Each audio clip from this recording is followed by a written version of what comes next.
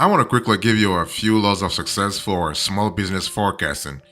And sometimes when it comes to running a small business, you hear a lot of confusion about small business forecasting versus small business budgeting. So in today's conversation, I want to explain things for you. But most importantly, I want to give you the key laws of success for small business forecasting. So here are the steps I want you to pay attention to. The first thing you want to do is that you need to define the purpose of your financial forecast. See, the thing is that a business budget actually covers less than a year, while a business forecast actually can go all the way to 5 years or even 10 years. So you gotta, when it comes to a financial forecast, you need to really be clear as to what your goals are. Okay, define the purpose of your financial forecast. So before we dive into numbers and charts and Excel tables and whatever formulas, you want to pinpoint why you're forecasting in the first place. Is it because your business actually is in a very competitive space? Do you want to really have a clear idea about revenue? Are you trying to really keep track of expenses? So keeping a clear eye about your goals is going to help you big time. Okay, are you preparing for expansion? Are you anticipating funding needs? Or are you strategizing for potential market changes? Whatever it is, and are you trying to go to another state? Are you right now, let's say you are in Florida, and you're going to Louisiana, you're going to New Mexico, you're trying to really change things here and there. So clarifying the purpose of your forecast guides the focus of your analysis, ensuring that it aligns with your specific business objectives. So this clarity will do you big time a lot of good. Why?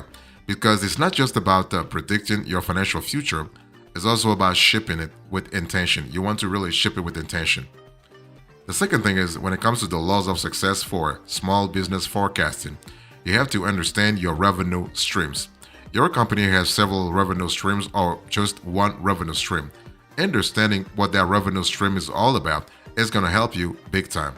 So understand where your income comes from.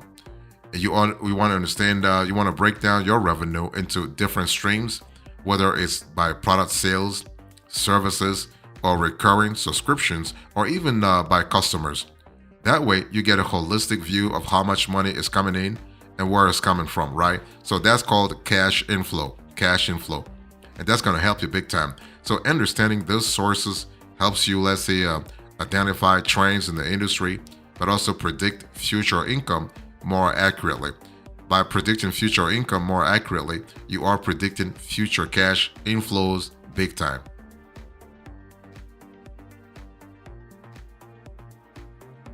When it comes to the laws of success for small business forecasting, after defining the purpose of your financial forecast, understanding your revenue streams, you need to really have a clear idea about what happened in the past. If you are a startup, you want to really look at industry averages. You want to do some research in the industry and see what what other companies in your other companies your size have had to deal with. But if you are an established business, you probably have some history, right? You have historical data. So you want to really base your financial forecast on history. Don't try to reinvent the wheel. You want to really just take what happened in the past and try to really model your financial forecast after that. So a solid financial forecast is actually grounded in reality, and that reality comes from your business's past performance. So you want to gather data like sales records, expense reports, and past financial statements. Ideally, you want to aim to gather at least 3 years worth of data.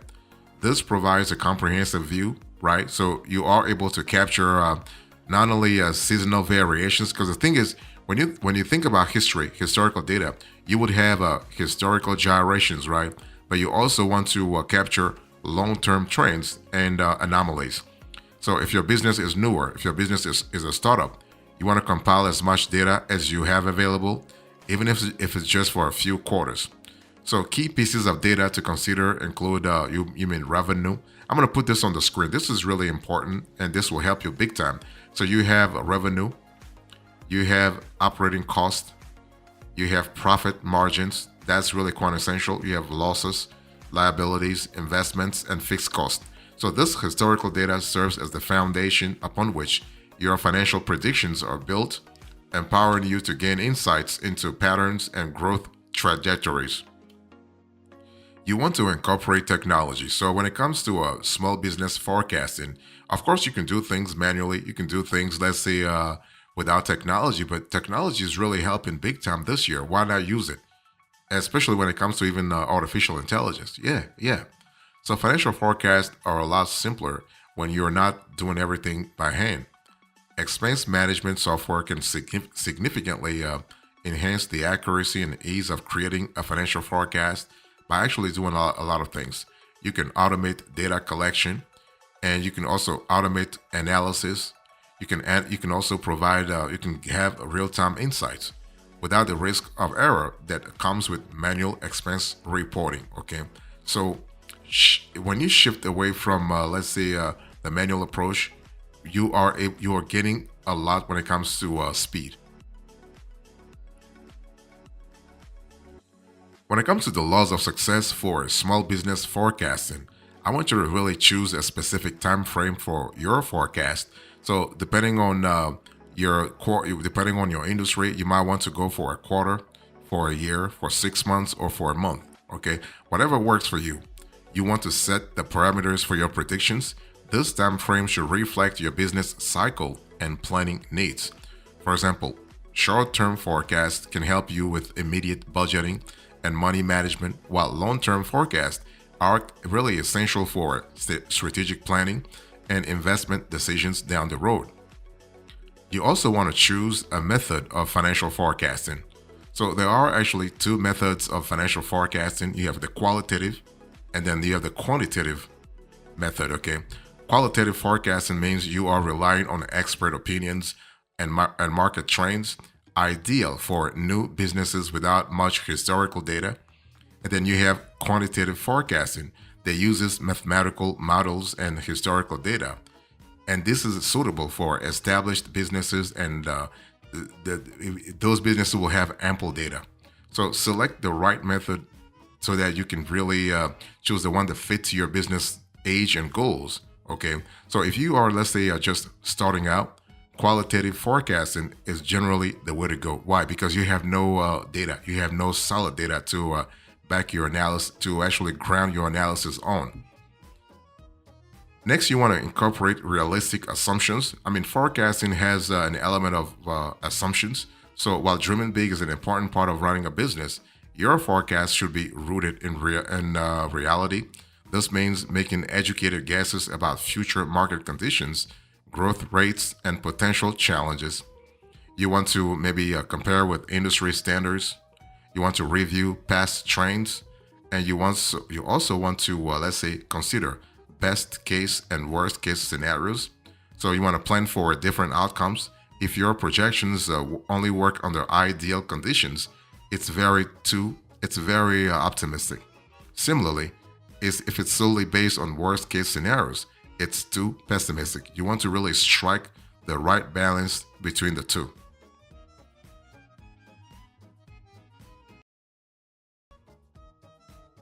If you're thinking about the laws of success for small business forecasting, I want you to really pay attention to cash flow. By cash flow, I'm talking about liquidity, so cash inflows and cash outflows. Okay, so keeping a close eye on your close eye on your cash flow actually is a must for predicting financial health and sustainability, and this is quite essential for small business forecasting.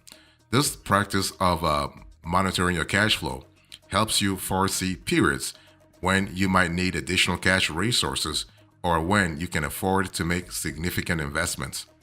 So, by keeping a close eye on cash flow, you can anticipate challenges, plan for contingencies, and capitalize on opportunities without jeopardizing actually your operational stability. And that's what you want.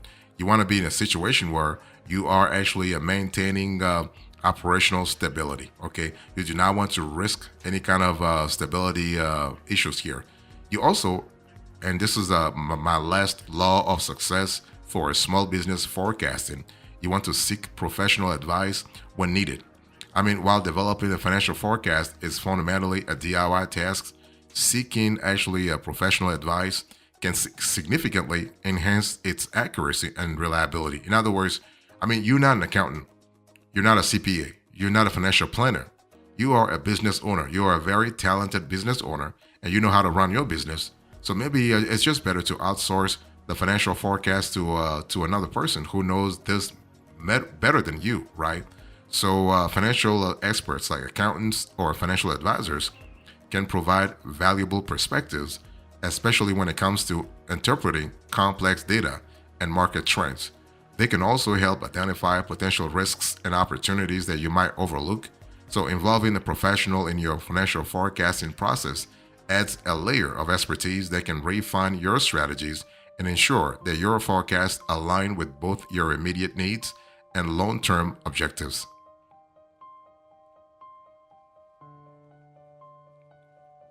So when it comes to the laws of success for small business forecasting, let me give you a few extras this year. And when you think about financial forecasting for a business, you do have a four main types of financial forecasting. You have sales forecasting, you have cash flow forecasting, you have budget forecasting, and then you have income forecasting. So when you think about sales forecasting, basically, this is about predicting what you expect to sell over a certain period of time. And this is key for managing inventory, setting sales goals, and planning for growth. So, by analyzing past sales data and considering market trends, you can estimate future sales, helping you make informed decisions about resource allocation and strategy. So, if your business has a strong sales component, this method can help you align inventory, for instance, and staffing with expected sales. And this prevents actually both shortages and surpluses. You also have cash flow forecasting. So this actually helps you predict the flow of cash in and out of your business, which is a huge part of keeping your business up and running. So it's particularly beneficial for your business if you have significant ebbs and flows in your cash position. So if you are often juggling incoming revenues with outgoing expenses, cash flow forecasting can help you plan for slow periods and ensure that you always have enough funds to cover your obligations. Next, you have a budget forecasting. So this is about anticipating future expenses and revenues to keep spending on track. And this is ideal for maintaining financial discipline and preventing overspending. So budget forecasting helps set the financial targets and limits, ensuring that your business spends within its means and stays on track towards its financial goals. And this method suits your business if you need to tightly control your finances, ensuring that spending aligns with strategic goals and revenue expectations. Next, you have income forecasting. So when it comes to income forecasting, you are able to predict profitability by estimating future revenues and subtracting anticipated expenses. So this strategy offers a clear overview or a clear view, if you will, of your potential earnings, guiding pricing, cost management, and expansion decisions. So if your business is focused on maximizing profits or needs to understand its profitability potential, this method can provide the insights you need this year. So overall, when you think about financial forecasting, small business forecasting, you are able to gain informed decision making. You can really have a clear control of your budget. So budget management, you have risk management, you have funding and investment, and you also have strategic planning.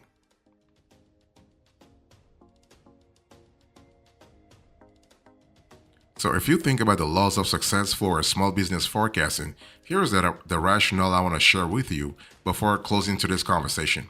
You have to understand that business forecasting is nothing than projecting your future business in terms of inflows and cash flows. Okay, you want to look at trends, you want to look at the patterns, you want to look at let's say KPIs in the industry. Now, a small business financial forecast estimates primarily future revenues and expenses by looking at past and present data. So there is a correlation between past and present data. So history and the present. Okay, and previously, financial forecasting was the province of major corporations with entire FP&A, financial planning and analysis at teams, FP&A teams. Now, with tools like QuickBooks or FreshBooks, you are able to do your financial forecasting, to a certain extent, by the way. And what I want to say is that when it comes to financial forecasting, you also have the element of chronology. You have the element of timing. Okay, so you're gonna have long-term forecasting. You're gonna have short-term forecasting, and you're gonna have medium-term forecasting. So you do have, let's say, some flexibility. Long-term forecast will project out 6 months to 5 years, even 10 years in some cases, while the short-term forecasting process looks for financial insights actually applicable to the near future. And this can be the next days, the next weeks, okay? And medium-term forecasts are done for a period of 1 to 6 months out, sometimes even 9 months out. So the thing is that if you have the right software, you are able to forecast from 1 to 12 months, and in some cases, 1 year to 5 years or even 10 years. Okay. And so anything shorter than 1 month is too short, and anything further out, let's say above 10 years, is too long, given how rapidly conditions change. You saw what happened during COVID, right? Nobody could have predicted that. So those things happen, and they will continue to happen anyway because they are part of the economy. That's just what it is.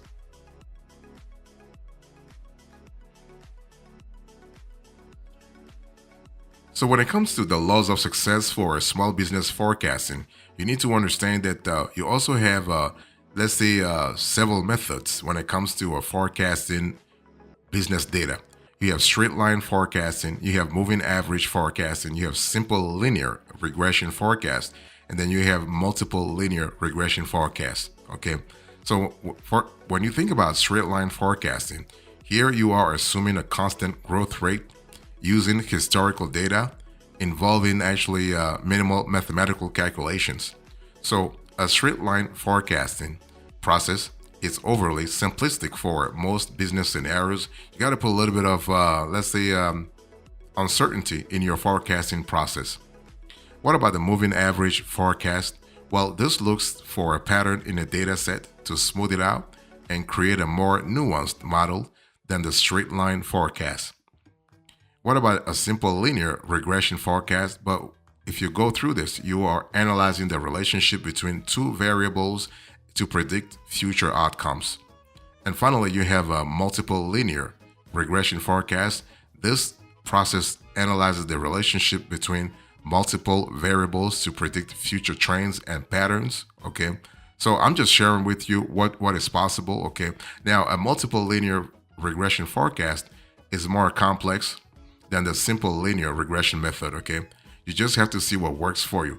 In terms of the best method to forecast your sales, your revenue, everything depends on your industry. Okay. Now, if you have any question, please let me know in the comment section, and I'll certainly help you out. I mean, my team and I will certainly help you out depending on your industry, because every industry is different. If you ask, it will take too long for me to really go through every scenario, every forecasting method here, depending on the industry. Okay. I mean, you have a variety of industry, you have a variety of industries, a variety of operational setups, and every company is different depending on the stage where they're at. Whether you have a startup or you have an established business or a late stage business, every business is different, every industry is different, and every business model is different.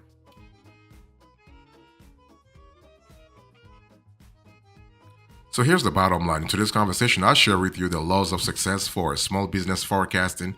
I give you the steps, the extras, the rationale, and now the bottom line. Thank you so much. God bless you. I will see you next time. Until then, remember, stay marvelous.